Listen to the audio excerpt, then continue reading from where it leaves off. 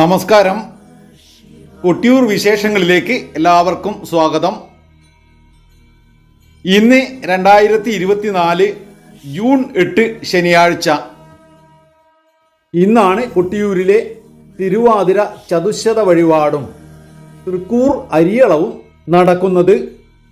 ഉത്സവകാലത്ത് കൊട്ടിയൂർ പെരുമാൾക്ക് സമർപ്പിക്കുന്ന 4 ചതുശ്ശതങ്ങളിൽ അഥവാ 4 വലിയ വട്ടളം പായസ സമർപ്പണങ്ങളിൽ ആദ്യത്തെ തിരുവാതിര വലിയ വട്ടള പായസം ഇന്നാണ് സമർപ്പിക്കുന്നത്. പന്തീരടി നിവേദ്യത്തിനോടൊപ്പമാണ് സാധാരണ ചതുശ്ശതവും സമർപ്പിക്കാറ്. 100 ഇടങ്ങഴി അരിയും 100 കിലോ വെല്ലവും 100 നാളികേരവും അത്രയും തൂക്കം നെയ്യും ചേർത്താണ് ഈ വിശേഷ ചതുശ്ശതം തയ്യാറാക്കുന്നത്. ഉത്സവ ചുമതലക്കാർക്ക് മണിത്തറയിൽ വെച്ചും ഭക്തർക്ക് കോവിലകം കയ്യാലയിൽ വെച്ചും ഈ നിവേദ്യപ്രസാദം പകർന്നു നൽകും. ചതുശ്ശത നേദ്യം കഴിഞ്ഞ് ഉച്ചശീവേലിക്ക് ശേഷമാണ് സാധാരണ തൃക്കൂർ അരിയളവിന് ആദ്യം തുടക്കം കുറിക്കുക. മകേര്യത്തിന് ശേഷം ആയില്യത്തിന് മുൻപുള്ള നാളുകളിൽ ഏതെങ്കിലുമായിരിക്കും തൃക്കൂർ അരിയളവിന് തിരഞ്ഞെടുക്കാറ്. ആദ്യം കോട്ടയം സ്വരൂപത്തിലെ സ്ത്രീകൾക്ക് സ്വർണ്ണ തളികയിൽ പന്തീരടി കാമ്പ്രമാണ് അരി പകർന്നു നൽകുക. മേൽമുണ്ടിലാണ് ആ അരി ഏറ്റുവാങ്ങേണ്ടത്.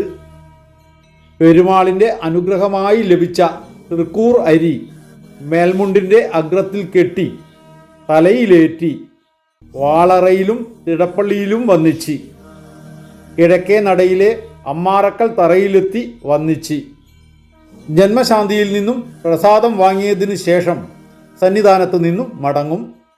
അരി ഏറ്റുവാങ്ങിയാൽ കോവിലകത്തെ സ്ത്രീകൾ പെട്ടെന്ന് സന്നിധാനം വിട്ടുപോകണമെന്നാണ് ചിട്ട. പാരമ്പര്യ ഊരാളന്മാരായ കുളങ്ങരയത്ത്, ആക്കൽ, കരിമ്പനക്കൽ, തിട്ടയിൽ തറവാടുകളിലെയും എഴില്ലക്കാരായ കോമത്ത്, കൂടത്തിൽ തറവാടുകളിലെയും സ്ത്രീകൾ ദർശനത്തിനെത്തിയാൽ തൃക്കൂർ അരിയളവ് കഴിഞ്ഞേ മടങ്ങാൻ പാടുള്ളൂ എന്ന് നിർബന്ധമുണ്ട്. അതുകൊണ്ട് ഇവർ തൃക്കൂർ അരിയളവ് ദിവസം മാത്രമേ കൂട്ടമായി കൊട്ടിയൂരിലേക്ക് വരാറുള്ളൂ.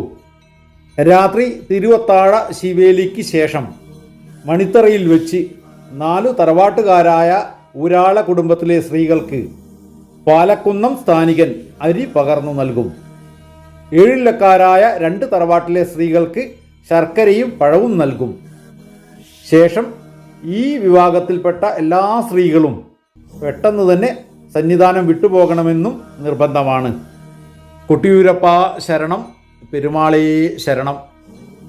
ഗോവിന്ദ ഹരിഗോവിന്ദ.